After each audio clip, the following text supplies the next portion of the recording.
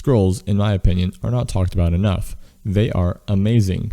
You can either scribe a scroll yourself, loot them, or buy them if your DM allows magic shops. Really quick, scrolls have the same casting time as whatever spell they hold, so you can have reactionary scrolls for Silvery Barbs or Featherfall to not waste or use up precious prepared slots. Scrolls would be extremely useful even if they only allow you to circumvent spell slots.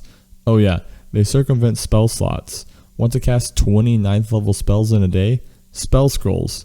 They'd be amazing if they were just that, but there's a bit more. Due to how the spell Counterspell states that you take the reaction, quote, whenever you see a creature within 60 feet of you casting a spell, end quote, a scroll cannot be counterspelled, as no components are used, and this is a magic item casting the spell, not a creature. Also stated in Xanathar's on page 85, quote, if the need for spell components have been removed by a special ability, the casting of the spell is imperceptible.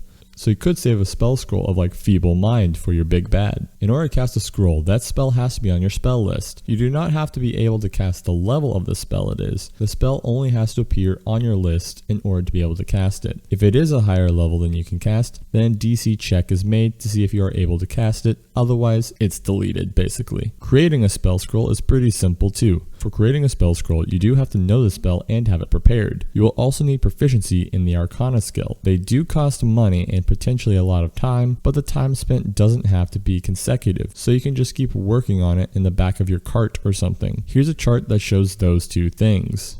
Another interesting bit on crafting scrolls is that for every work week you spend on crafting a scroll, there is a 10% chance of a complication. I'm honestly not exactly sure how this is a part of the rules, as it seems more intrusive on the DM than something like the Wild Magic table. As the Wild Magic table stuff happens typically instantaneously, these complications are very weird. Granted, these are some examples. Either way, this really only sort of starts becoming a problem with 4th level and higher spell scrolls, and levels 1 to 3 scrolls are the most worth it to craft in my opinion. Anyway, so it's not a huge deal, but it is rules as written. Really quick, consider subscribing. This channel is exactly a month old today, and it'd mean a lot to me if you did subscribe.